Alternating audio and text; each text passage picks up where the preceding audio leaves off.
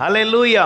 கர்த்தருடைய நாமம் மகிமைப்படட்டும். உபாகமத்தின் புஸ்தகம் 30ஆம் அதிகாரம் 15ஆம் வசனம். இதோ ஜீவனையும் நன்மையையும் மரணத்தையும் தீமையையும் இன்று உனக்கு முன் வைத்தேன். நம்முடைய ஆண்டவர் நமக்கு உண்டாக்கினது நன்மை மாத்திரமே. அவர் தீமையை உண்டாக்கவில்லை.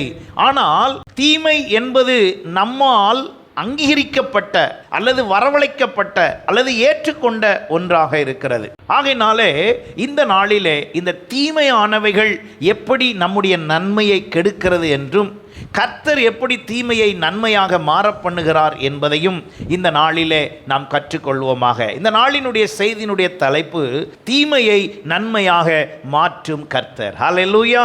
நம்முடைய வாழ்க்கையிலே ஆண்டவர் ஆதாம் ஏவாளை படைத்த பொழுது அங்கே தீமை என்று ஒன்று இல்லை, தீமை என்று ஒன்றை வைக்கவே இல்லை. அப்ப தீமை என்று ஒன்று வைக்காத ஒன்றை இப்பொழுது மனிதனுக்குள்ளே தீமை விதைக்கப்பட்டிருக்கிறது, மனிதனுக்குள்ளே தீமை செலுத்தப்பட்டிருக்கிறது. மனிதனுடைய ஏற்றுக்கொள்ளுதலினால் அல்லது கீழ்ப்படியாமையினால் தவறான வழிகாட்டுதலினால் தீமை அவனுக்குள் வந்துவிட்டது. இப்போ நாம் எல்லாரும் ரட்சிக்கப்பட்டு விட்டோம், நாம் இயேசுவின் பிள்ளைகள் என்று சொல்லுகிறோம் என்றால் நாம் அவரால் படைக்கப்படாத அல்லது உண்டாக்கப்படாத ஏற்படுத்தப்படாத ஒன்றுக்குள்ளே சிக்கிக்கொண்டு இல்லாதபடி அந்த தீமையிலிருந்து நாம் என்ன செய்ய வேண்டும்? விலக வேண்டும். ஹல்லேலூயா. கர்த்தர் இன்றைக்கு நம்மை அந்த தீமையில் நின்று விலக உதவி செய்வாராக. இந்த தீமையை புரிந்து கொள்ள கர்த்தர் உதவி செய்வாராக. அப்ப தீமை என்பது வேதத்தின்படி என்ன? தேவனுடைய சித்தத்திற்கும் நீதிக்கும் பரிசுத்தத்திற்கும் எதிராக இருக்கும் எண்ணம், வார்த்தை, செயல். இதுதான் என்னதுங்க? தீமை. நம்முடைய வாழ்க்கையில நம் மூலமாக இதை ஆங்கிலத்திலே தீமையை சொல்ல வேண்டும் என்றால் ஈவில் என்று சொல்லப்பட்டிருக்கிறது. டெவில் மூலமாய் வருகிற இந்த செயலுடைய பேர் என்னது? ஈவில். அப்போ நம்முடைய ஆண்டவர் நம்மை குட் நன்மையில படைத்தார். ஆனால் சாத்தான் நம்மை எதுல தள்ளிட்டானா? தீமையில. அப்போ ஆண்டவர் ஒன்று செஞ்சா அவன் ஒன்று செய்வான், ஆண்டவர் ஒன்று செஞ்சா அவன் ஒன்று செய்வான். அவர் நன்மை செய்தால் அவன் என்ன செய்கிறான்? தீமை செய்தான். அப்போ அவன் நன்மை செய்தால் உடனே ஆண்டவர் தீமை செய்வாரான்னு நினைச்சிடாதீங்க. அவன் ஒரு நாள் என்ன செய்ய மாட்டான்? நன்மை செய்யவே மாட்டான். ஏன்னா அவன் கேரக்டர் நல்ல கேரக்டர் அல்ல, நன்மை செய்வது அல்ல. வழி நடத்தினாலும் பாவத்தில் தான் வழி நடத்த முடியுமே ஒழிய சாத்தானால் உங்களை எதில் நடத்த முடியாது? பரிசுத்தத்தில் வழி நடத்த முடியாது. அப்போ கர்த்தர் நம்மை பரிசுத்தமாய் வழி நடத்தினால் அவன் எங்க கொண்டு போய் நடத்துறான்? பாவத்துக்குள்ள நடத்துறான். நல்லா கவனிச்சு பாருங்களேன். அந்தந்த வழிபடும் தெய்வத்தினுடைய தன்மையை பொறுத்து தான் மனிதர்கள் வாழ இருக்கிறார்கள். இப்போ ஆண்டவராகிய இயேசுவை பின்பற்றுகிறோம் என்று சொன்னால் எல்லாரும் கண்டிப்பா எப்படி தான் வாழ நம்ம பழகணும். இயேசு எப்படி வாழ்ந்தார்? பரிசுத்தமாய் அன்பு கூர்ந்தவராய் வாழ்ந்தார். இப்போ அவரை தொழுது கொள்ளுகிற அவரை பின்பற்றுகிற நாமும் எப்படி தான் வாழணும்? பரிசுத்தமாயும் வாழ வேண்டும், அன்பாய் வாழ வேண்டும். தேவனுடைய படைப்பின்படி நாம் எல்லாரும் எப்படிப்பட்டவர்களாய் இருக்க வேண்டும் என்பதை கர்த்தர் விரும்புகிறார் என்பதைத்தான் இந்த பரிசுத்த வேதாகமம் நமக்கு தெளிவுபடுத்துகிறது. ஹல்லேலூயா.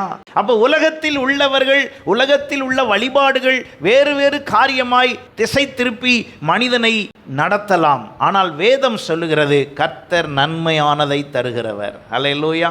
அவர் நன்மையானதை தந்து வழி நடத்த விரும்புகிறார். அப்ப நன்மையை அன்றி அவர் எதை தர விரும்பல?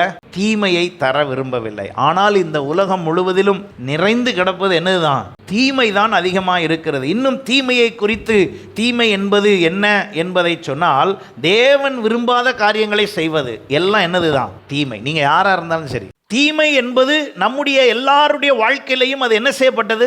சேர்க்கப்பட்டது. ஆனால் படைப்பின்படி நமக்குள்ள என்ன கிடையாது? தீமை கிடையாது.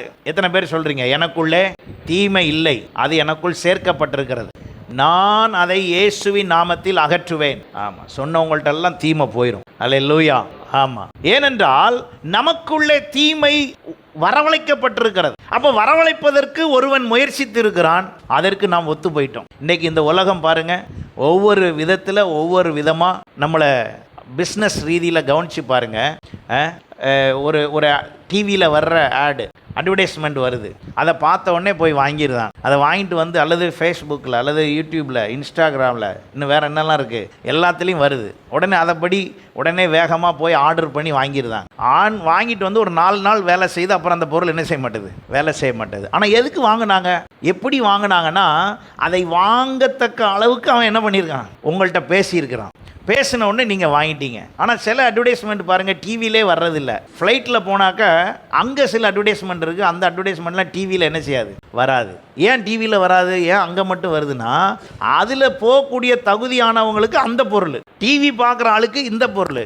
இன்னும் சில பொருள் பாருங்கள் அட்வர்டைஸ்மெண்ட்டே வராது, ஏன்னா அது கொடுத்தாலும் நம்ம வாங்க மாட்டோம். அது அட்வர்டைஸ்மெண்ட் கொடுத்தாலும் அப்படின்னா என்ன அர்த்தம்னா ரிச் பீப்புள், புவர் பீப்புள் இப்படின்னு கேட்டகரி பண்ணி தான் அட்வர்டைஸ்மெண்ட்டே பண்ணுறான். சில ப்ராடக்ட்டுக்கு, சில பொருளுக்கு அட்வர்டைஸ்மெண்ட்டே கிடையாது.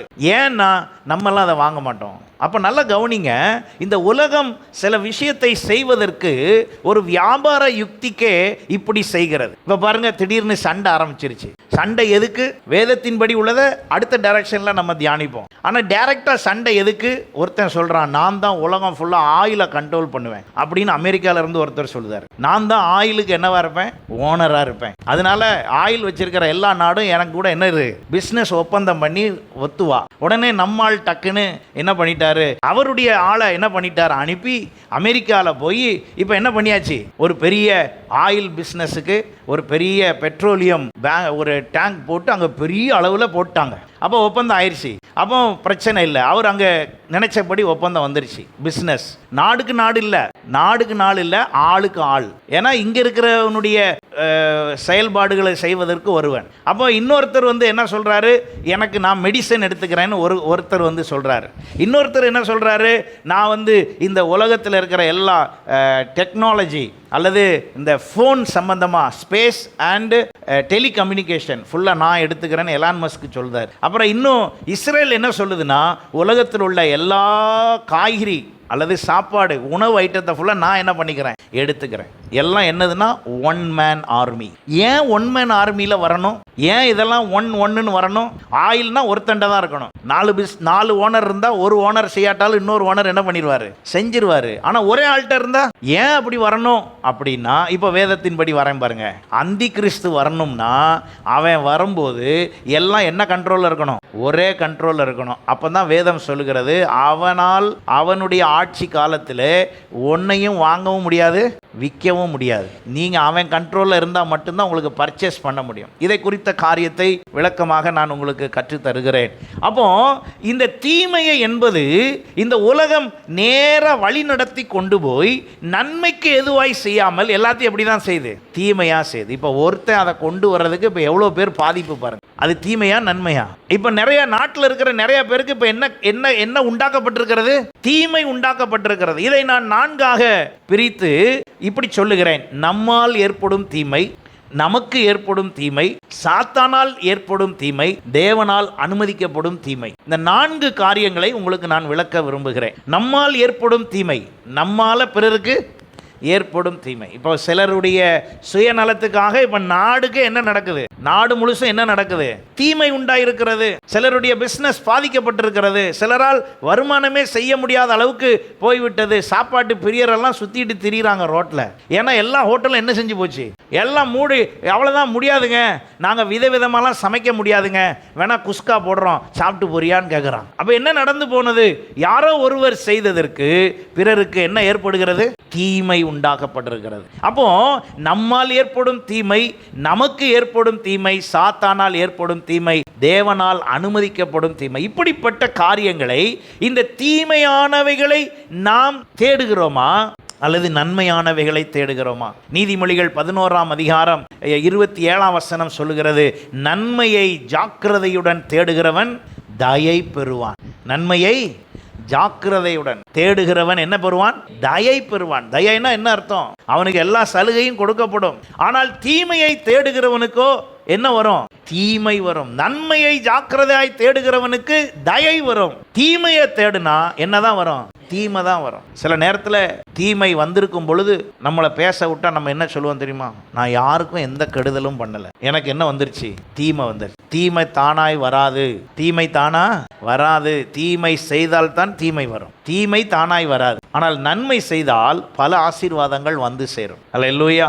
அப்போ நீங்க அதை கவனித்து பார்க்கும் பொழுது நீதிமொழிகள் 17:11 பாருங்க, 13 பாருங்க, நன்மைக்கு தீமை செய்கிறவன் எவனோ, நன்மைக்கு தீமை செய்கிறவன் எவனோ அவன் வீட்டை விட்டு, வேதம் தெளிவாக இந்த தீமையை குறித்து எச்சரிக்கிறது. நீங்களும் நானும் ஆண்டவருடைய பிள்ளைகளாக இருந்தால் நாம் தீமையிலிருந்து என்ன செய்யணும்? விலகணும்.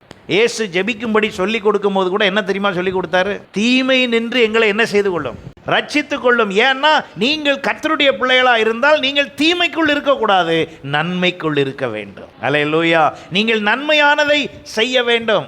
நன்மையானதை கண்டடைகிறவன் என்று வேதம் சொல்லுகிறது. மனைவியை கண்டடைகிறவன் நன்மையானதை கண்டடைகிறவன். அப்போ ஒரு நன்மையை தர்றாருன்னா அந்த நன்மைக்குள்ள என்ன வேலை செய்யக்கூடாது? தீமை வேலை செய்யக்கூடாது. இன்னைக்கு நல்லா உங்களை நீங்கள் கவனித்து செயல்படுவீர்கள் என்றால் ஒரு பெரிய மாற்றத்தை கர்த்தர் உங்களுக்குள்ளே தருவார். அல்லேலூயா.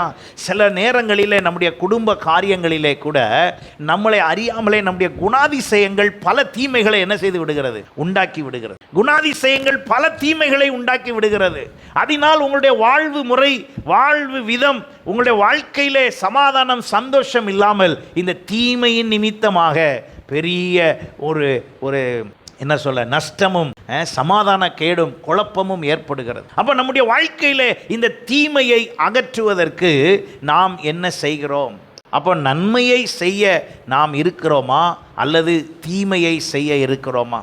ஏசாயா 5ஆம் அதிகாரம் 20ஆம் வசனத்தை நீங்கள் வாசித்து பார்க்கும் பொழுது சிலருடைய மனநிலை எப்படி இருக்கிறது, சிலர் இப்படி சாதிக்கிறாங்களாம். அதை என்னன்னு கவனிங்க பாருங்க. எல்லாரும் எடுத்தீங்கன்னா பாருங்க, இல்லைன்னா ஸ்க்ரீனில் பாருங்க. ஏசாயா 5:20, தீமையை நன்மை என்றும், அது தீமை ஆனால் அது என்னன்னு சொல்கிறாங்களாம்? நன்மைன்னு சொல்கிறாங்களாம். உங்களுக்கு தெரியாது பாஸ்டர், இது எப்படி தான் செய்யணும், அது தீமைன்னு வேதம் சொல்லும்போது நான் உங்களோட எப்படி ஒத்து வருவேன்? வேதம் தீமைன்னு சொல்லிருச்சு, பைபிள் தீமைன்னு சொல்லிடுச்சுன்னா நான் உங்கள் கூட என்ன செய்ய முடியாது? ஒத்து வர முடியாது. பாஸ்டர், நான் 20 வருஷமாக சபைக்கு வரேன், நீங்கள் இப்படி பேசுனா என்ன அர்த்தம்? நீங்கள் 50 வருஷம் வந்தாலும் சரி, நீங்கள் பேசுகிறதும் செய்கிறதும் தீமையாக இருந்தால் நான் என்ன செய்ய முடியாது? சொல்லுங்க, ஒத்து போக முடியாது. காரணம், வேதம் அதை சொல்லவில்லை. அப்ப சிலர் எப்படி இருக்காங்களாம்? தீமையை நன்மை என்றும் நன்மையை தீமை என்றும் சொல்லி இருளை வெளிச்சமும் வெளிச்சத்தை இருளுமாக பாவித்து கசப்பை தித்திப்பும் தித்திப்பை கசப்பென்றும், நமக்கு ஏற்ற மாதிரி வார்த்தை டிரான்ஸ்லேட் பண்ணியிருக்கு. என்ன செய்கிறவர்கள்? சாதிக்கிறவர்கள். நான் சொல்றது தானே சரி, உனக்கு புரியலன்னா அதுக்கு நான் என்ன செய்ய? இதான் கரெக்ட் அப்படின்னு சாதிக்கிறவர்களுக்கு என்னன்னு போட்டிருக்கு? ஐயோன்னா என்ன அர்த்தம் தெரியுமா? அவன் வாழ்க்கை அவ்வளோதான. இன்னைக்கு நிறைய நேரம் நம்ம வாழ்வுக்கு ஏதுவானதை யோசிக்காமல் நம்முடைய வாழ்வாதாரம் அல்லது நம்முடைய அன்பு, நம்முடைய குடும்பம், நம்முடைய சுற்றுப்பட்டு, நம்முடைய வேலை எல்லாத்தையும் இழந்து போயிடும். யோபுவுக்கு அவனுக்கு தீமை ஏற்பட்ட பொழுது திரும்ப அவனுக்கு ஆசீர்வாதத்தை கொடுக்கும் போது யாரை வச்சுங்க கொடுத்தாரு? திரும்ப ஆசீர்வாதம் வந்துச்சு. யாரால்? அவனுடைய எல்லா சகோதரனும். சில நேரம் குடும்பத்தில் இருக்க சிலரை வச்சு தான் நம்மளை காப்பாற்றுவார். ஆனால் தீங்கு செய்கிற ஆள் என்ன செய்யும் தெரியுமா? வீம்பு பாராட்டு இல்லை. கர்த்தர் சில நேரம் சிலரை வைத்து தான் நம்மளை காப்பாற்றி விடுவார். எத்தனை பேர் நம்புறீங்க? ஏற்றுக்கிறீங்களா? ஆமேன். ஆமாம், யோசேப்பை வச்சு தான் யாரை காப்பாற்றுறாரு? ஆமாம், வந்தவங்கெல்லாம் ஓண்ட நான் வாங்கி தின்னா நாளைக்கு என் மானம் என்ன ஆகுறது அப்படின்னு யோசிச்சுக்கிட்டு இருந்திருந்தோம்னா ஒரு பேர் அங்கே இருக்க யாருமே என்ன செஞ்சுருக்க முடியாது, பிழைச்சிருக்கவே முடியாது. சில கட்டத்தில் கர்த்தர் சிலரை பயன்படுத்தி தான் நம்மளுக்கு ஒத்தாசை பண்ணுவார். அல்லேலூயா. அந்த ஒத்தாசையை நீங்கள் என்னவா மாற்றிடக்கூடாது? உங்கள் குணத்தில் நம்ம குணத்தை வச்சு தீமையாக்கி விட்டுறக்கூடாது. முன் அவனுக்கு அறிமுகமான அனைவரும் அவனிடத்தில் வந்து, அப்போனா யாரெல்லாம் செஞ்சா? கூட பிறந்த சகோதர சகோதரி, சொந்தக்காரன், அப்புறம் யார் செஞ்சா? நண்பர்கள். அப்போ நம்மளை கர்த்தர் எப்படி தான் ஆசீர்வதிக்க முடியும்? உங்களை போஷிக்கணும்னு முடிவு பண்ணிட்டாரு.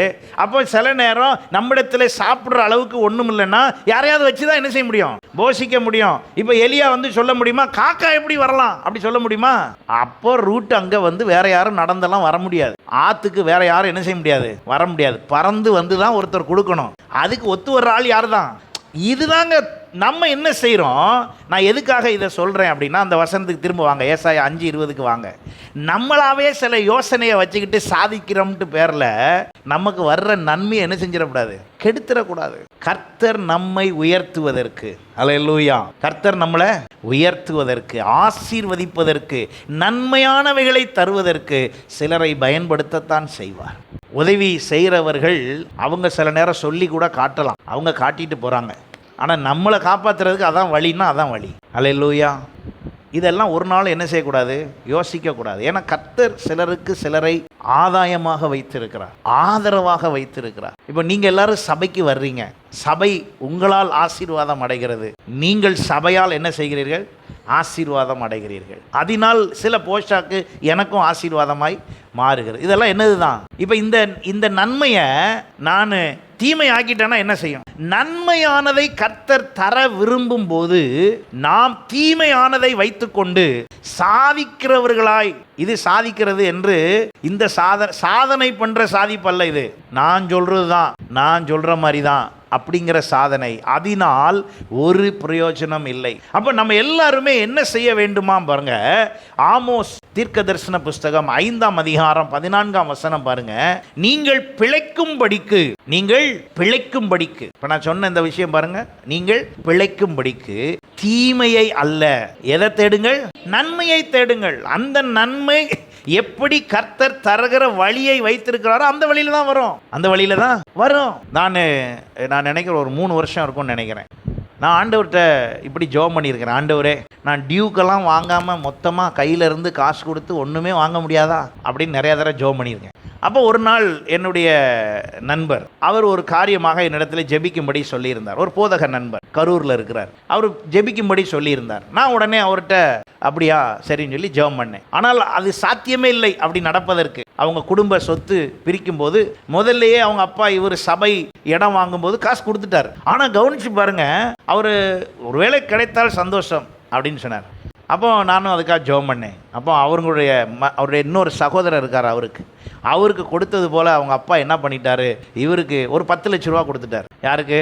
என் நண்பருக்கு. கொடுத்த உடனே அவர் 6 லட்ச ரூபா கொடுத்து கார் வாங்கிட்டு அந்த 10 லட்ச ரூபாயில் 1 லட்ச ரூபா தசம பாகம். 10 லட்ச ரூபாய்க்கு எவ்வளோ தசம பாகம்? என்னது தசம பாகம் 1 லட்ச ரூபாயா? நான் 1000 2000 தானே, எவ்வளோ வருது அவ்வளோ கொடுத்தாகணும்ல. அப்போ உடனே இவர் 10 லட்ச ரூபாய்க்கு 1 லட்ச ரூபா தசமாக எடுத்து நேராக புது காரோட இங்கே வரார். வந்துட்டு அண்ணே ஜெபம் பண்ணுங்க, கார் வாங்கியிருக்கேன்னாரு. எனக்கு தெரியாது இப்போ என்ன செய்ய போகிறாருன்னு, அந்த காணிக்கை கொண்டு வந்ததெல்லாம் எனக்கு தெரியாது. அப்போ உடனே காரை கொண்டு வந்து நிப்பாட்டு ஜெபம் பண்ணி முடிச்சாச்சு. முடித்த உடனே அவர் சொன்னார், நான் உங்களுக்கு ஒரு காணிக்கை தர விரும்புகிறேன் அப்படின்னு என் கையில் காணிக்கை தந்துட்டு நான் ஜெபம் பண்ணி முடித்த உடனே அவர் சொன்னார், கொடுத்துருக்கிற எனக்கு ஒரு சின்ன ஆசை இருக்குது, உங்களுக்கும் இதை மாதிரி ஏதாவது ஒன்று என்ன செய்யணும், வாங்கணும். இப்போ நான் என் மனசில் ஒரு ஆசை சொல்லியிருந்தேன் பாருங்கள், எப்படி ரெடி கேஷ் கொடுத்து என்ன எடுக்கணும், அட்லீஸ்ட் ஒரு பைக்காவது எடுக்கணும். அப்படி வாங்கினது தான் என்கிட்ட இருக்கிற இப்போ இந்த டிவிஎஸ் இந்த ஸ்கூட்டி இருக்குது பாருங்கள், அது அப்படியே நேராக போய் அப்படியே ரெடி கேஷ் கொடுத்து அந்த வண்டியை வாங்கிட்டு வந்தோம். அல்லேலூயா, அல்லேலூயா. அப்போ ஆண்டவர் பாருங்க, இப்போ எனக்கு வண்டி வாங்கினா யார் மூலமாக வாங்கியிருக்கணும், யார் எனக்கு தருவா, எப்படி எனக்கு வரும், அதெல்லாம் யோசிக்கப்படாது.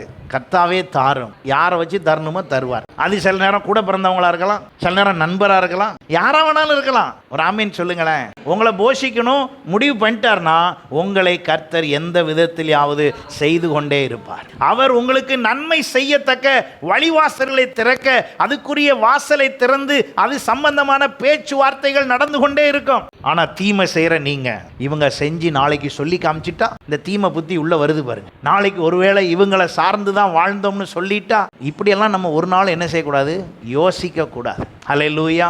இப்போ இந்த இடத்துல சபை நடத்தப்படுகிறது என்றால் எல்லாரும் சேர்ந்து தான் என்ன செய்யுது, நடத்தப்படுது. ஒரு ஆமீன் சொல்லுங்களேன். எல்லாரும் சேர்ந்து, நம்ம எல்லாரும் சேர்ந்து தான் இதை செய்கிறோம். இங்கே யாரும் நான் செய்தேன் என்று சொல்வதற்கும் இல்லை, இங்கே யாருமே செய்யலை என்று சொல்வதற்கும் இல்லை. அப்ப நாம் எல்லாரும் சேர்ந்து இதை செய்யும் போது அங்கே சகலமும் நன்மைக்கு ஏதுவாய் நடக்கிறது. ஹல்லேலூயா. அப்ப ஆண்டவரே என்னை ஆசீர்வதியும்னு சொல்லி நம்முடைய பழக்கம் எப்படி இருக்கு பாருங்க, நம்முடைய பழக்க வழக்கம். இப்ப நான் உதாரணத்துக்கு சொல்றேன், ஆண்டவரே ஆலனை பெரிய ஆளா ஆக்குங்க ஆண்டவரே அப்படின்னு ஜெபம் பண்ணுறேன். கண்ணு முன்னால் அவர் தான் இருக்கார், அதனால சொன்னேன், என் பேர் சொல்லலையே அப்படின்னு நினச்சிடாதீங்க. அப்போ ஆலனை சொல்கிறேன், பெரிய ஆள் ஆக்குங்க ஆண்டவரே.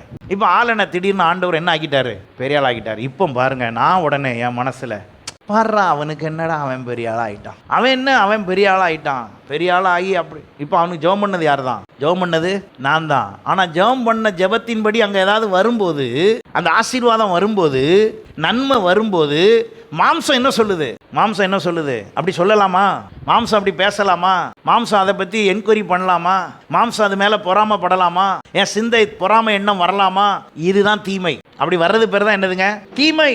ஏன்னா அவனை நல்லா இருக்கணும்னு ஜெபம் பண்ணிட்டா அவன் நல்லா ஆனா சில நேரம் என்னைய விட கூட அவன் என்ன ஆகலாம், பெரிய ஆள் ஆகலாம். ஏன்னா ஆண்டவர் ஜெபத்தை கேட்டு அவனுக்கு செய்கிறார். அப்ப அந்த செய்கையை பார்த்து நான் என்ன பேசக்கூடாது, என்ன பேசக்கூடாது, அதை பொறாமையாக பேசக்கூடாது. சில நேரம் கவனிச்சு பாருங்க, ஒரு வீட்டில் 5 பேர் இருக்கீங்க அப்படின்னா அதில் யாராவது ஒரு குடும்பம் மட்டும் எப்படி இருக்கும், வசதியாக இருக்கும், வசதியாக இருக்கும். அந்த வசதியான குடும்பம் சில நேரம் நமக்கு ஆதரவாக இருக்கும், சில நேரம் ஆதரவு இல்லாமல் இருக்கும். ஆனால் நம்ம என்ன தெரியுமா செய்வோம், பாரு இவ்வளோ வசதி இருக்குது தரலாம்ல, நீங்கள் அப்படி பேசினாலே அது என்னது, அது பேர் தீமை. ஏன் தர்றதை பற்றி பேசினாலும் தீமை தான், தந்தாலும் தீமை தான் சொல்கிறது. அப்போ நாம் எல்லாருமே தீமையை யோசிப்பது அல்ல, எதை யோசிக்கணுங்க, நன்மையானதை யோசிக்க வேண்டும். அப்போ நன்மை செய்வதற்கு நாம் எல்லாரும் என்ன செய்ய வேண்டுமா பாருங்க, நாம் பிழைக்கும்படிக்கு, நாம் இந்த பூமியிலே பிழைக்கும்படிக்கு, பிழைப்புனா என்ன அர்த்தம், நாம் ஆசீர்வாதம் அடைவதற்கு, நாம் உயர்வதற்கு, நாம் மேன்மை அடைவதற்கு கர்த்தர் என்ன செய்வாராம், நமக்கு நாம் பிழைக்கும்படிக்கு தீமையை அல்ல எதை தருவாராம், நன்மையை தருவார். அப்ப என்ன செய்யுங்க, தீமையை விட்டுருங்க, நன்மையை தேடுங்கள், நன்மையை தேடுங்கள்.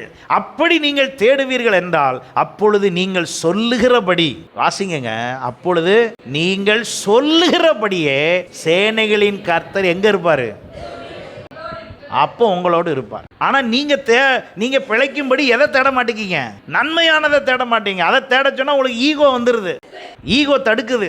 அது எப்படி, நான் போய் எப்படி கேட்பேன், கர்த்தர் அதான் வழின்னு வச்சிருக்காருன்னா அதான் வழி. ஒரு ஆமீன் சொல்லுங்களேன். கர்த்தருக்குள்ள வந்த பிறகு கர்த்தர் எப்படி நடத்தணும்னு அவருக்கு தெரியும். நீங்களும் நானும் என்ன போடக்கூடாது, நீங்கள் நானும் என்ன செய்யக்கூடாது, பிளான் போட்டு கொடுக்கக்கூடாது அவருக்கு. அவர் அதை செய்வார், நேர்த்தியாய் செய்வார், நன்மையாய் செய்வார், அவர் திருப்தியாய் செய்வார், அவர் பூரணமாய் செய்வார். எத்தனை பேர் விசுவாசிக்கிறீங்க? ஹல்லேலூயா. அப்ப நம்ம எல்லாருமே இதை உணர்ந்து கொள்ள வேண்டும். அப்படி நான் செய்யும் போது நான் என்னெல்லாம் சொல்லுகிறேனோ அதன்படியே கர்த்தர் செய்து அவர் என் கூடவே இருந்து என்னை பிழைக்கும்படி செய்வார். ஹல்லேலூயா. அப்ப நாம் எல்லாருமே ஒன்றை புரிந்து கொள்ளுங்கள். மத்தேயு 5:37 சொல்லுகிறது, உள்ளதை உள்ளதென்றும் இல்லதை இல்லதென்றும் சொல்லுங்கள், இதற்கு மிஞ்சினது தீமையினால் உண்டாகும். நான் உங்களுக்கு சொல்லுகிறேன், தீமையோடு எதிர்த்து நிற்க வேண்டாம். தீமைக்கு என்ன செய்யாதீங்க, எதிர்த்து நிற்காதீங்க. ஏன்னா தீமை அல்ல நமக்கு உண்டானது, நமக்கு என்னதுங்க, நன்மை. ஆகையினாலதான் அவர் ஜெபம் பண்ண சொல்லி கொடுக்கும்போது மத்தேயு 6:13 அவர் சொன்னார், எங்களை சோதனைக்குட்பண்ணாமல் தீமை நின்று எங்களை என்ன செய்து கொள்ளும், ரட்சித்துக் கொள்ளும். ஏன்னா தீமை வந்தால் அது என்னை வாழ விடாது, அது என்னை ஆசீர்வதிக்காது, அது என்னை நல்ல பாதையில் கொண்டு செல்லாது, அது எனக்கு உதவி செய்யாது. ஆகையினாலே தீமையை விட்டு நான் விலக எனக்கு என்ன செய்யுங்க, உதவி செய்யுங்க. எத்தனை பேர் அதை ஏற்றுக்கொள்றீங்க? ஹல்லேலூயா. எப்படியெல்லாம் இந்த தீமை நம்மளை பாதிக்குது பாருங்க. நம்மால ஏற்படும் தீமை, நம்மால பிறருக்கு ஏற்படும் தீமை, எப்படிப்பட்ட தீமைகள் எல்லாம் ஏற்படுகிறது. ரோமருக்கு எழுதின நிருபம் 12:17 பாருங்க, ஒருவனுக்கும் தீமை செய்யாதிருங்கள், எல்லா மனுஷருக்கு முன்பாகவும் யோக்கியமானவைகளை செய்ய நாடுங்க. ஒருவருக்கும் என்ன செய்ய, ஒருவனுக்கும் தீமைக்கு தீமை செய்யாதிருங்கள். உங்களால முடிஞ்ச மட்டும் யாருக்கும் என்ன செய்யாம இருங்க, தீமை செய்யாதிருங்கள். நீங்கள் தீமை செய்யாமல் எல்லா மனுஷருக்கு முன்பாகவும் யோக்கியமானதை செய்ய நாடுங்கள். அப்ப நாம என்னதான் செய்யணும், நம்மால ஏற்படும் தீமை என்ன?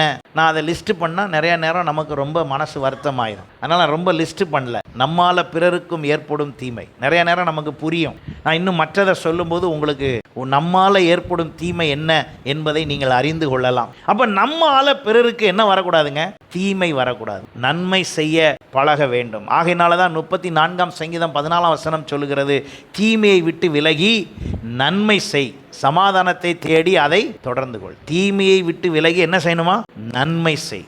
அல்லேலூயா.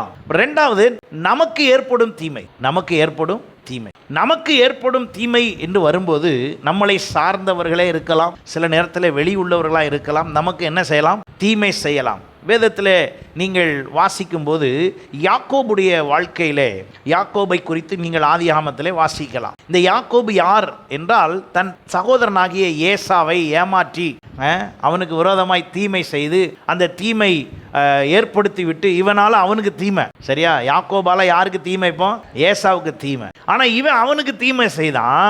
இந்த தீமை இப்ப என்ன ஆகி போச்சு தெரியுமா? யாக்கோபால அந்த ஏசாவுக்கு என்னெல்லாம் ஏசாவிட்ட இருந்து வாங்கினாரோ இதை மட்டும் இல்லை, யாக்கோபு சொத்தையும் சேர்த்து அனுபவிக்க முடியாத அளவுக்கு அவர் அங்கே இல்லை. யாக்கோபு ஏசா ஏசாட்ட அவர் சேஷ்டபுத்திர பாகத்தை வாங்குறாரு, அவருடைய சொத்தை வாங்குறாரு, அவருடைய ஆசீர்வாதத்தை வாங்குறாரு, எல்லாத்தையும் வாங்கிட்டாரு. ஆனால் வாங்கிட்டு இப்போ அவர் அங்கேருந்து அந்த சொத்தை எதையுமே என்ன செய்யலை, அனுபவிக்கவே முடியல. என்ன நடந்து போச்சு? அவர் செய்த தீமை அவரை அங்கே என்ன செய்ய விடலை, இருக்க விடலை. அந்த தீமை அங்கே இருக்க விடலை. அதை தொடர்ந்து நாம் வாசிக்கும் போது அவர் தன் மாமனார் வீட்டிற்கு போன பொழுது ஆதியாகமம் 31:24 பாருங்க, அவன் அங்கே தீமை செய்து இருந்தாலும் கர்த்தர் தீமையை என்னவாக மாற்றுறாரு, நன்மையாக மாற்றுகிறார். இந்த யாக்கோபுக்கு விரோதமாய் வந்த தீமை இருக்கே, நமக்கு ஏற்படும் தீமையில கர்த்தர் உதவி செய்கிறார். சிலரால் நமக்கு தீமை வரும் பொழுது கர்த்தர் அதை நன்மையாக எப்படி மாற்றுகிறார் பாருங்க. இந்த யாக்கோபுக்கு தீமை செய்ய லாபான் நினைத்தானாம். லாபானுக்கு ஆண்டவர் சொப்பனத்தில் தோன்றி 24ஆம் வசனம் பாருங்க, அன்று ராத்திரி தேவன் சீரிய தேசத்தானாகிய லாபானுக்கு சொப்பனத்தில் தோன்றி, நீ யாக்கோபோடே நன்மையே அன்றி தீமை ஒன்றும் என்ன செய்யக்கூடாது, பேசாதபடிக்கு எச்சரிக்கையாய் இரு என்றார். தொடர்ந்து சொல்ல 29ஆம் வசனம், உங்களுக்கு பொல்லாப்பு செய்ய எனக்கு வல்லமை உண்டு, ஆயிலும் உங்கள் தகப்பனுடைய தேவன் நீ யாக்கோபோடே நன்மையை அன்றி தீமை ஒன்றும் பேசாதபடி எச்சரிக்கையா என்று நேற்று ராத்திரி என்னோடு. நமக்கு வர்ற தீமையை கர்த்தர் என்னவா மாற்ற விரும்புகிறாரு, நன்மையாக மாற்ற விரும்புகிறார். அல்லேலூயா. அப்போ நானே தீமையை ஏற்படுத்தினால் அவர் நன்மையாக மாற்ற மாட்டார். நான் செல்லுகிற பாதையிலே எனக்கு ஒருவர் தீமை செய்தால் அதை கர்த்தர் என்னவாக மாற்றுறாரு, நன்மையாக மாற்றுகிறார். இரண்டாவதாக யோசேப்பை குறித்து சொல்லும்போது ஆதியாகமம் 50ஆம் அதிகாரம் 20ஆம் வசனம் பாருங்க, நீங்கள் எனக்கு தீமை செய்ய நினைத்தீர்கள், தேவனோ இப்பொழுது நரந்து வருகிறபடி வெகு ஜனத்தோடு உயிரோடு காக்கும்படிக்கு அதை எப்படி முடிய பண்ணாரா. நான் முதலே சொன்னேன் பாருங்க. இப்போ யோசேப்பாகிய சகோதரன் மூலமாக அவனுடைய குடும்பத்தில் இருக்க மற்ற சகோதரர்களுக்கெல்லாம் என்ன செய்தார், ஆண்டவர் நன்மை செய்தார். யாக்கோபு மூலமா ஒரு எல்லாருக்கும் வாழ்வு உண்டாயிற்று, எல்லாரும் பிழைத்திருக்கும்படி செய்தார். அதுதான் ஆண்டவர் செய்கிற நன்மைகள். அப்ப சில நேரத்தில் நமக்கு ஏற்படும் இந்த தீமையை கவனிக்க வேண்டும். சில நேரத்தில் தீமையானவைகளில் வழிநடத்தப்படுவதற்கு நிறைய உண்டு. உபாகமம் 13ஆம் அதிகாரத்தில் நீங்கள் வாசிக்கும் போது அங்கே சொல்லப்பட்டிருக்கிறது, அந்த தீர்க்கதரிசியும் அந்த சொப்பனக்காரனும் கொலை செய்யப்பட கடவன், ஏனென்றால் நீங்கள் நடக்கும்படி உங்கள் தேவனாகிய கர்த்தர் உங்களுக்கு விதித்த வழியை விட்டு உங்களை விலக்கும்படி அவன் உங்களை எகிப்து தேசத்திலிருந்து புறப்பட பண்ணினவரும் உங்களை அடிமைத்தன வீட்டிலிருந்து நீங்களாக்கி மீட்டவருமான உங்கள் தேவனாகிய கர்த்தருக்கு விரோதமான துரோக பேச்சை பேசினான். இப்படிப்பட்ட தீமை உங்களிடத்தில் இருந்து விலக்குவீர்களாக. அப்படின்னா அர்த்தம் என்ன? நல்லா கவனிங்க. எப்பொழுதுமே நாம எதை சார்ந்து இருக்க வேண்டும், எதை சார்ந்து இருக்க வேண்டும், யாரை சார்ந்து இருக்க வேண்டும் என்றால் தேவனை சார்ந்து இருக்க வேண்டும். அதே உபாகமம் 13ஆம் அதிகாரத்தில் முதல் வசனத்திலிருந்து நீங்க வாசிச்சு பார்த்தீங்கன்னு வைங்களேன், அங்கே சொல்லப்பட்டிருக்கிறது, ஆண்டவரே நம்மளை அதுல சோதிக்கிறாராம். 3ஆம் வசனம் பாருங்க, அந்த தீர்க்கதரிசி ஆகிலும் அந்த சொப்பனக்காரன் ஆகிலும் சொல்கிறவர்களை கேளாதிருப்பீர்களா. எப்போ பார்த்தாலும் நம்ம வாழ்க்கை தீர்க்க தரிசனத்துக்குள்ளேயும் வெளிப்பாடுக்குள்ளேயும் பேரப்படாது. ஏன்னா இது ரெண்டும் எதன் அடிப்படையில் வேலை செய்யுது? இப்போ வரத்தின் அடிப்படையில் தான் வேலை செய்யுது. எதன் அடிப்படையில் வேலை செய்யுது? வரத்தின் அடிப்படையில். ஒருவனுக்குள்ளே கொடுக்கப்பட்டிருக்கிற வரம் என்ன செய்யலாம் என்றால் அது தீமையான விஷயங்களையும் பேசும்படி வரலாம். ஒரு முறை ஒரு தீர்க்கதரிசியின் இடத்துல 2 பேர் சென்றார்கள். அது யார் என்றால் ஒருவர் அண்ணன், ஒருவர் தங்கச்சி, 2 பேர் போயிருக்காங்க. இந்த தீர்க்கதரிசியை பார்க்கும்படி, தீர்க்கதரிசி என்று தன்னை சொல்லிக் கொள்கிறவரை பார்க்கும்படி போயிருக்கிறாங்க. ஏன்னா இப்போ ஒரு தீர்க்கதரிசியும் கிடையாது. பழைய ஏற்பாட்டு முறையில் தீர்க்கதரிசின்னு ஒருத்தர் கிடையவே கிடையாது. இப்போ என்னதான் இருக்கு? தீர்க்க தரிசன வரம் தான் இருக்கு. எல்லாரும் சொல்லுங்க, தீர்க்க தரிசன வரம் தான் இருக்கு. அப்போ தீர்க்கதரிசின்னு தங்களை சொல்லிக் கொள்றவங்க யாருன்னா அது நீங்க வேற லிஸ்ட் வச்சுக்குவோம். அப்போ இந்த நபர் அந்த தீர்க்கதரிசியை தேடி போன உடனே இந்த தீர்க்கதரிசி என்ன சொல்றாரு? இவர் வேகமா கிளம்பிட்டு இருக்காரு. அப்போ இவரை ஜோமனை சொல்லியிருக்காங்க, வந்தவங்களை பேச விடலை, எதுக்கு வந்திருக்காங்கன்னு தெரியாது. அப்போ இவர் ஜோமன்றார் தீர்க்கதரிசி, அன்பின் ஆண்டவரே, இந்த கணவன் மனைவியை ஆசீர்வதி, இவர்களுக்கு ஏற்ற நேரத்தில் பிள்ளையை கொடும், ஆசீர்வதித்து மேன்மைப்படுத்தும், இவர்கள் செழித்து இருப்பார்களாக, இவங்க குடும்ப வாழ்க்கை நல்லா இருப்பதாக அப்படின்னு ஜோம் பண்ணி, சரி போயிட்டு வாங்க, கர்த்தர் உங்களை ஆசீர்வதிப்பான்னு அனுப்பிட்டார். போனது யாரு? அண்ணன் தங்கச்சி. ஆனால் ஜெபிச்சது என்ன? ஆமாம், இதுதான் தீமை. அதையே நம்பிக்கிட்டு இருந்தால் தீமைக்குள்ளே தான் விழணும். நாம் நம்பி இருக்க வேண்டியது யாரை? கர்த்தரையும் அவருடைய சத்தியத்தை, வசனத்தையும். ஹல்லேலூயா, ஹல்லேலூயா. தீர்க்க தரிசனம்னு சொல்லி பேசுகிற எல்லாத்தையும் நம்பிக்கிட்டு எல்லா நேரமும் உங்கள் ஆவிக்குரிய ஜீவியத்தை ஃபிக்ஸ் பண்ணக்கூடாது. நீங்கள் உங்களுடைய ஆவிக்குரிய நிலையை நிலைநிறுத்துவது என்றால் தீர்க்க தரிசனத்திலும் வெளிப்பாடிலும் இல்லை, இந்த வசனம் என்ன சொல்லுகிறது. சத்தியத்தை அறிவீர்கள், சத்தியம் உங்களை என்ன செய்யுங்க? விடுதலை ஆக்கும். இப்போ நீங்கள் சபைக்கு வருகிறீர்கள், இங்கே விடுதலை எப்படி வர வேண்டும்? வரத்தின் மூலமாய் அல்ல. எல்லா நேரமும் எதன் மூலமாய் அல்ல? வரத்தின் மூலமாய் அல்ல. எல்லா சுகமும் விடுதலையும் எப்படி வர வேண்டும்? வசனத்தின் மூலமாக. அல்லேலூயா. நீங்கள் விடுதலை எதில் அடைய வேண்டும்? வசனத்தை அறிகிறதின் மூலமாக. அப்ப தீமை தீர்க்கதரிசி மூலமா என்ன தீமை? வெளிப்பாடு பேசுகிறவர் மூலமா என்ன தீமை? என்ன செய்கிறார்கள் என்றால் கர்த்தருக்கு விரோதமான காரியம். புதிதாய் ஒருவர் இப்படி ஒன்று சொன்னார், சபையில் அற்புத அடையாளம் இல்லைன்னா அந்த சபைக்கு போகக்கூடாது. எவ்வளோ ஒரு தீமையான பேச்சு பாருங்க. ஏன்? சபையில் என்னதான் இருக்கும்? உபதேசம் தான் இருக்கும். ஒரு ஆமேன் சொல்லுங்க. உபதேசத்தை கேட்கும்போது உங்களுக்கு உறுதிப்படுத்துறதுக்கு தான் என்ன வரணும்? அற்புத சுகம் வரணும். மார்க்கு சுவிசேஷம் 16ஆம் அதிகாரம் கடைசி வசனம் பாருங்க. அப்போ தீமையாய் என்ன விதைக்கப்படுகிறது? அப்போ இது என்ன சொல்லப்படுகிறது? சபை என்பது என்ன, மற்ற ஊழியங்கள் என்ன என்பதை நீங்க புரியணும். நம்ம எல்லாருமே தீமைக்கு நேராய் வழிநடத்தப்படுவது தவறான நபர் மட்டும் அல்ல. நம்மை தீமையில நடத்துவது, நமக்கு தீமை வருகிறது தவறான நபர் மூலமாய் வரும் என்று நினைத்து விடக்கூடாது. சரியான நபர் கூட தவறாய் தீமையிலே நம்மை நடத்த முற்படலாம், நமக்கே தெரியாது. கவனிக்க வேண்டும். அப்ப வேத வசனத்தின்படிதான் நான் வாழ வேண்டுமே ஒழிய தீர்க்கதரிசி சொல்லிட்டாரு, வெளிப்பாடு சொல்லிட்டாரு, அதனால அதன்படி அப்படிலாம் முடியாது. எத்தனை தீர்க்கதரிசிகள் சொல்லி கடன்பட்டவங்க இருக்காங்க தெரியுமா? ஏன்னா கர்த்தர் சொல்லிட்டாரு, உடனே வேக வேகமா போய் அதை செய்து கடைசியில் மாட்டிக்கிட்டு முழிக்காங்க. இல்லை, தீமை என்பது கர்த்தர் அனுமதிப்பார் என்றால், தீமையை ஆண்டவரே அனுமதிச்சிருப்பார்னா அந்த தீமையை எப்படி சரிப்படுத்தணும்னு அவருக்கு தெரியும். ஆனால் சில நேரத்தில் தீர்க்கதரிசிகளை நம்பி, வெளிப்பாடுகளை நம்பி தீமைக்குள் சிக்கினவர்கள் அதிகம் உண்டு. இப்போ நான் சொன்ன தீமை பாருங்க, இது மாதிரி நிறைய சொல்லிக்கிட்டே போகலாம். பட் ஒன்று சொல்றேன் பாருங்க. அவர்கள் புறப்பட்டு போய் எங்கும் பிரசங்கம் பண்ணினார்கள். இப்போ இயேசு கிறிஸ்து நமக்கு சொன்னது என்ன? சுவிசேஷம் அறிவிக்காத, சுவிசேஷம் சொல்லாத ஒருத்தர் சொல்லாதன்னு சொல்லிட்டாலே தீமை பேசிட்டாங்கன்னு. இப்போ நான் உங்களுக்கு சொல்கிறேன், நீங்கள் யாரும் இயேசுவை பற்றி சொல்லக்கூடாதுங்க, இயேசுவின் அற்புத அடையாளம் தான் முக்கியம் அப்படின்னு சொல்லிட்டேன்னா நான் என்ன பேசிட்டேன்னு அர்த்தம்? தீமை பேசிட்டேன்னு அர்த்தம். ஏனென்றால் இப்போ என்ன செய்யணும்? சுவிசேஷம் அறிவிக்க வேண்டும். அல்லேலூயா. அந்த சுவிசேஷம் அறிவிக்கும் போது அற்புத அடையாளம் மெயினாக இருக்கக்கூடாது, அது சைடில் தான் இருக்கும். அது தேவைப்படுற இடத்துல அது தானாக என்ன செய்யும்? நடக்கும். அதவே மெஜாரிட்டி பண்ணால் எதில் இல்லாமல் போயிடும்னா சத்தியத்தில் இல்லாமல் போயிடுவோம், வசனத்தில் நம்ம உறுதி இல்லாமல் போயிடுவோம். வசனத்தில் உறுதி இல்லைன்னா புயல் வந்தால், பிரச்சனை வந்தால், போராட்டம் வந்தால், பிசாசின் கிரியை வந்தால் உங்களால் எதிர்த்து நிற்கவே முடியாது. வரத்தை வைத்து எதிர்த்து நிற்க முடியாது, வசனத்தை வைத்து தான் எதிர்த்து நிற்க முடியும். ஹல்லேலூயா. அங்கே என்ன சொல்லப்பட்டிருக்குது பாருங்க. பிரசங்கம் பண்ணினார், கர்த்தர் அவர்களுடனே கிரியைகளை நடப்பித்து அவர்களால் நடந்த அடையாளங்களினாலே வசனத்தை உறுதிப்படுத்தினார். அப்போ அற்புத அடையாளம் எதுக்கு தான் வருது? சத்தமா சொல்லுங்க. அற்புத அடையாளம் பெரிய ஊழியம் அல்ல, அது வசனம் பேசும்போது அவசியப்படுற இடத்துல அது என்ன செய்யும்? உங்களை தேவைப்படுற இடத்துல அது பயன்படும். ஆமென். அப்ப தீர்க்கதரிசி மூலமாய் தீமை எப்படி வருகிறது? தவறான போதனைகள் மூலமாய் தீமை எப்படி வருகிறது? தவறான வழிநடத்தல்கள் எப்படி உண்டாகிறது என்பதை நீங்கள் கவனிக்க வேண்டும். ஆகையினால தான் இந்த உபாகமத்தின் புஸ்தகத்திலே அங்கே தெளிவாக சொல்லப்பட்டிருக்கிறது. அப்போ இந்த தீர்க்க தரிசனத்தின் மூலமாய் தீமை வருவதற்கு அங்கே 1 ராஜாக்கள் 22ஆம் அதிகாரத்தில் ஒரு பகுதியை குறித்து சொல்லப்பட்டிருக்கிறது. யோசபாத்தை நோக்கி இஸ்ரவேலின் ராஜா பேசின ஒரு காரியம். அங்கே தீர்க்கதரிசிகள் இருக்கிறார்கள், தீர்க்கதரிசி வருகிறார். ஒரு தீர்க்கதரிசி நன்மையை பேச விரும்புகிறார். ஒரு தீர்க்கதரிசிகள் அல்ல, பல தீர்க்கதரிசிகள் சேர்ந்து அங்கே என்ன நடக்கு பாருங்க. 22:18, 1 ராஜாக்கள் 28:18. அப்பொழுது இஸ்ரவேலின் ராஜா யோசபாத்தை நோக்கி, இவன் என்னை குறித்து நன்மையாக அல்ல தீமையாகவே என்ன சொல்லுகிறான்? தீர்க்க தரிசனம் சொல்லுகிறான் என்று நான் உம்மோடு சொல்லவில்லையா? தீர்க்க தரிசனம் என்ன? தீர்க்க தரிசனமா? தீமையான தீர்க்க தரிசனம். நமக்கு ஒரே கண்ணை மூடி தீர்க்க தரிசனம் சொல்லிட்டு அவன் என்ன சொன்னாலும் நம்பிடுறது இல்ல. அது நன்மையா தீமையானு என்ன செய்யணும்? வசனத்தின்படி ஒப்பிட வேண்டும். அல்லேலூயா. வசனத்தின்படி அதை நீங்கள் ஒப்பிட்டு பார்த்து உங்களை நீங்கள் உறுதிப்படுத்தி கொள்ள வேண்டும். அப்போ என்னை கர்த்தர் தீமைக்கு அல்ல, எதுக்கு தான் வச்சிருக்காரு?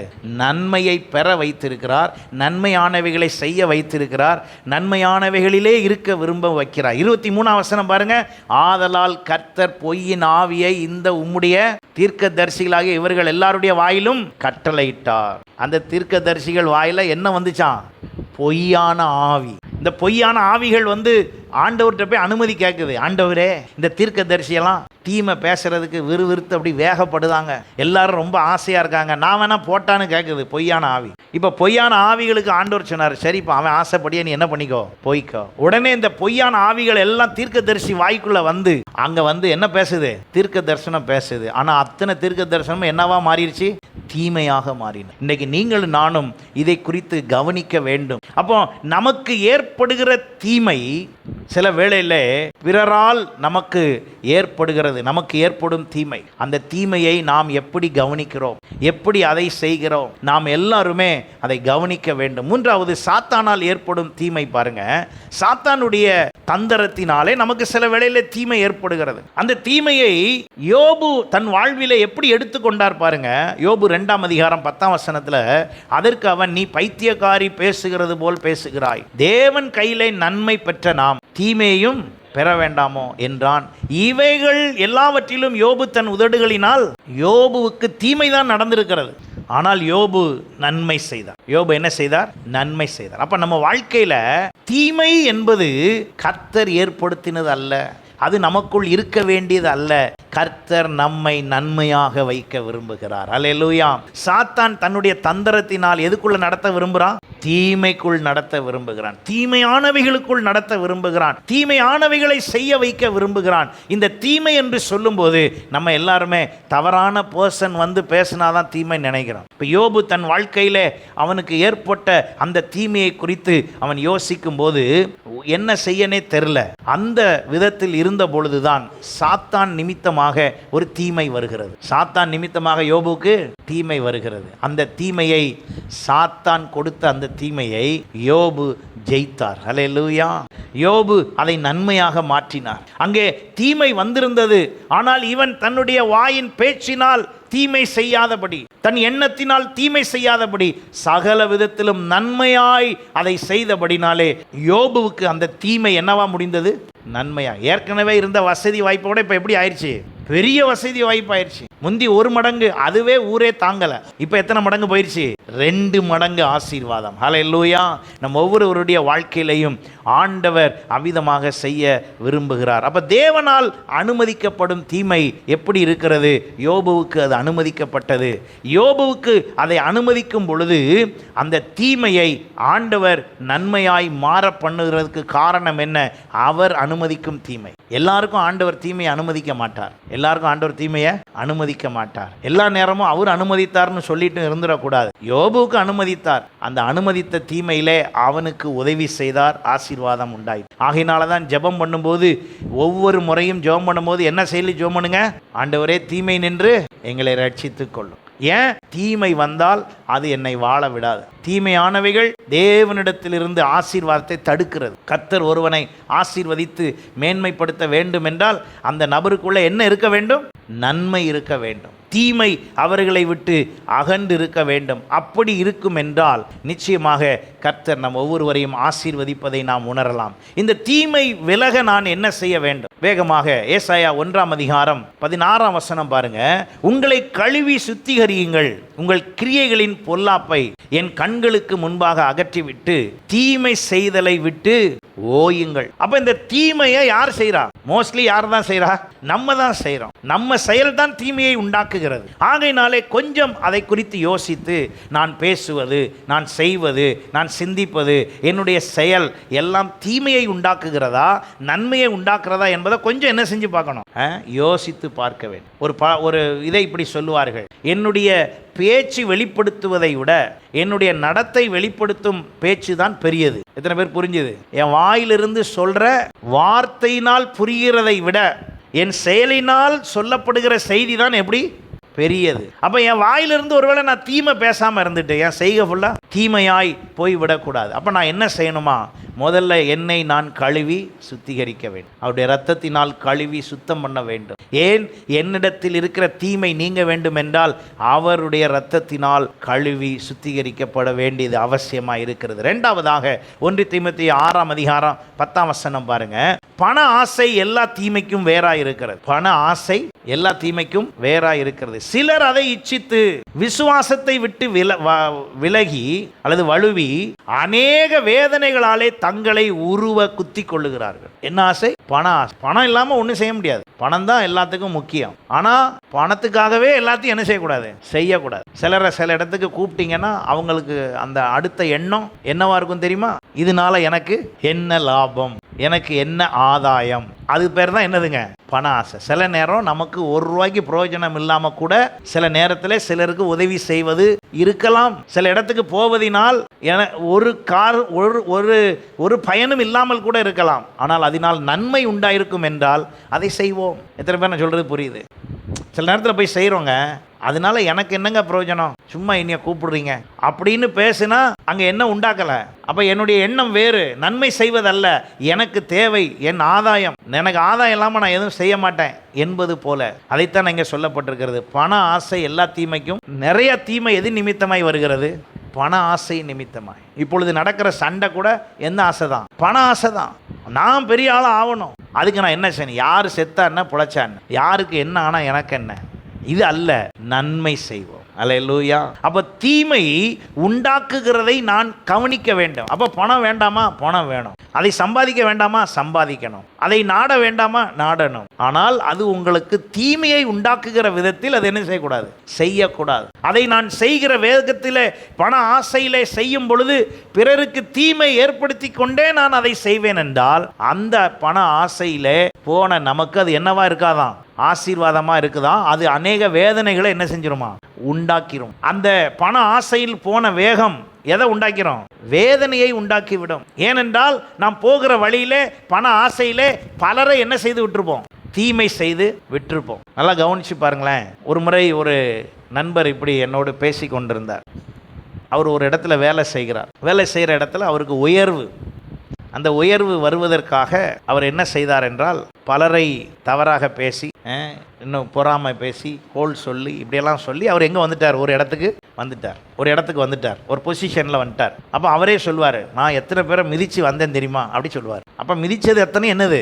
தீமை. சரிங்களா? வந்துட்டார், வந்து நல்ல சம்பளம். இப்போ அந்த அவர் வேலை செய்கிற இடத்துல ஒரு பெரிய பதவி ஒன்று வருது, உயர் பதவி, பெரிய பதவி. இப்போ அதுக்கு இவர் பேர் இருக்கு. ஆனால் அந்த நபரை அங்கே வைக்கணும்னா அதுக்கு ஓட்டு போடணும்ல, அதாவது குழுவாக சேர்ந்து தீர்மானிக்கணும் பாருங்க. ஒரு டீம் தீர்மானிக்கணும்ல, அந்த டீமில் இருக்கிறது அவ்வளோ இவர் மிதிச்சவர். இப்போ நான் சொல்கிறது எத்தனை பேருக்கு புரியுது? அந்த டீமில் இருக்க அத்தனை பேரும் யாருங்க? இவர் பியூனாக இருக்கும்போது மிதிச்சிருப்பார்ல, அவன் உயர்ந்து வந்திருக்கான். இப்போ இவர் யாரெல்லாம் மிதிச்சாரோ அவன் உயர்ந்து இப்போ எங்கே வந்திருக்கான்? இவருக்கு உயர் பதவியை நிர்ணயிக்கிற இடத்துக்கு வந்திருக்கான். இப்போ இவருக்கு அவனுக்கெல்லாம் கையெழுத்து போடணும். கையெழுத்து போட்டால் மட்டும்தான் அவருக்கு அந்த பதவி கிடைக்குமே ஒழிய ஆதரவு இல்லைன்னா கிடைக்காது.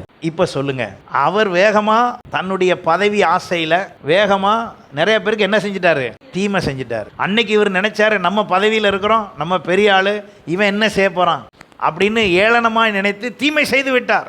சொல்லும் போதே சொல்கிறார், நிறைய பேரை மிதித்து தான் நான் எங்கே வந்தேன்? மேலே வந்தேன். இப்போ மிதித்தவன் தான் அவருக்கு இப்போ வாக்கு செலுத்தணும் அல்லது ரெக்கமெண்ட் பண்ணணும். இப்போ அவருடைய அந்த பதவியை அவரால் என்ன செய்ய முடியல? அடைய முடியல. அப்போ என்கிட்ட கேட்டார், என்னையா இப்படி?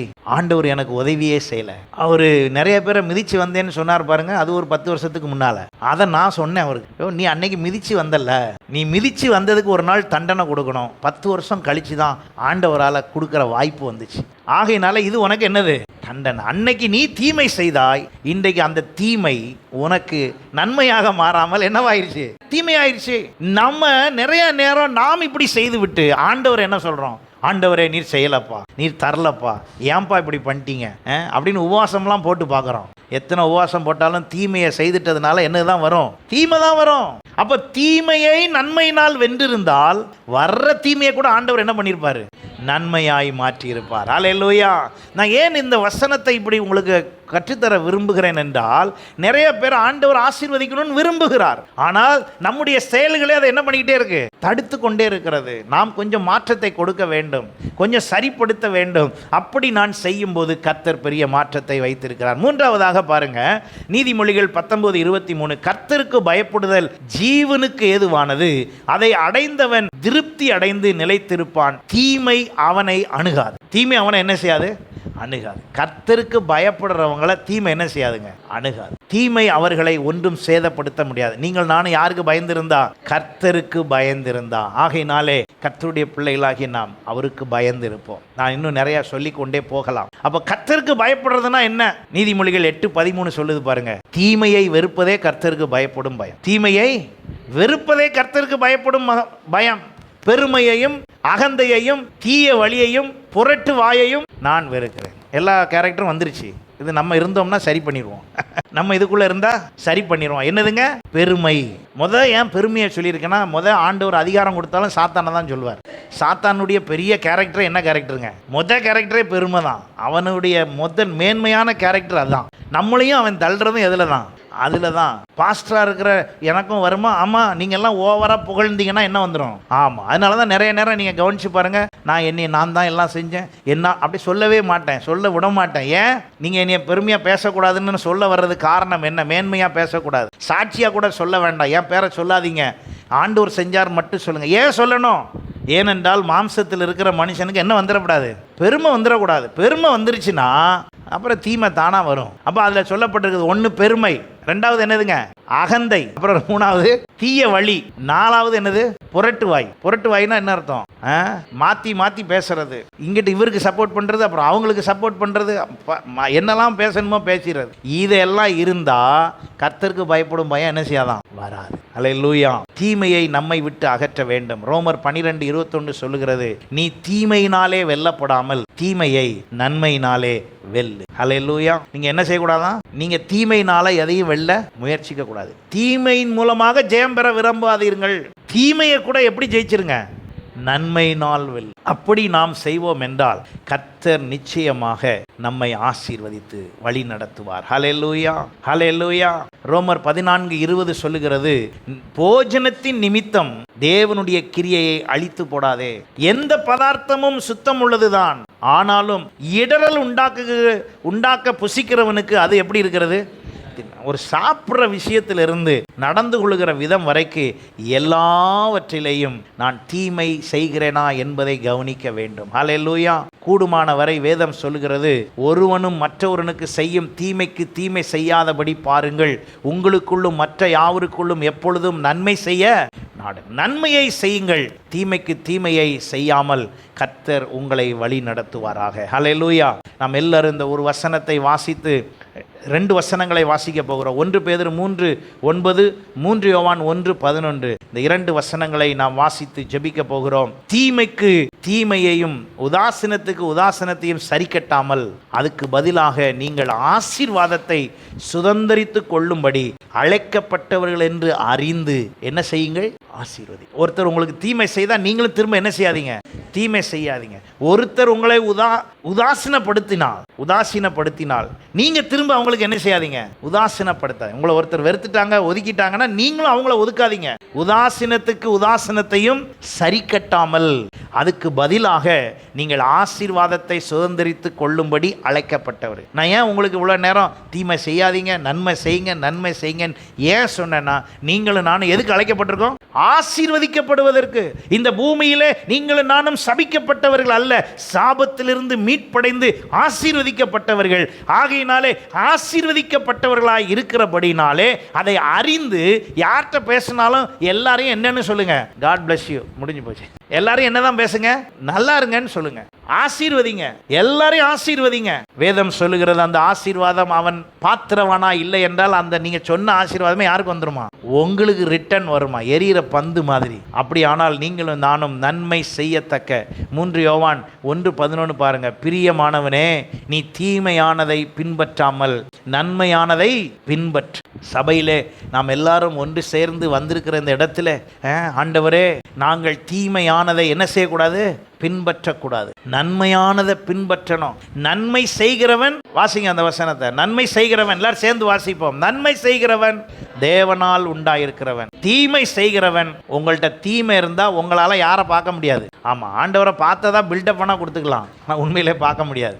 ஏனென்றால் தீமை செய்கிறவர்களிடத்தில் தேவன் இருப்பதில்லை. தேவனை அவர்களால் காண முடியாது. அப்போ நான் என்னிடத்தில் உள்ள தீமையை என்ன செய்ய வேண்டும்? அகற்ற வேண்டும். நான் ஏன் அகற்ற வேண்டும் என்றால் அது எனக்குள் வந்திருக்கிறது.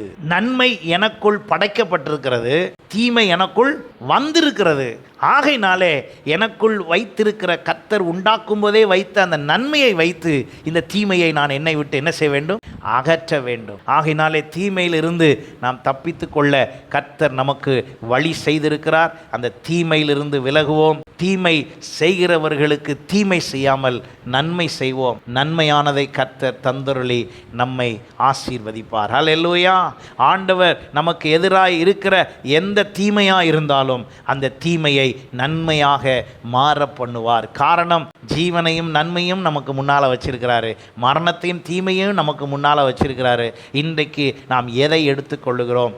நாம் இந்த நாளிலே ஜீவனையும் நன்மையையும் பெற்றுக்கொண்டவர்களாக தீமையை நம்ம விட்டு அகற்றி நன்மை உண்டாக கர்த்தரிடத்தில் ஒப்பு கொடுப்போம். கர்த்தர் நம்ம ஒவ்வொருவரையும் ஆசீர்வதித்து வழி நடத்துவாராக. God bless you.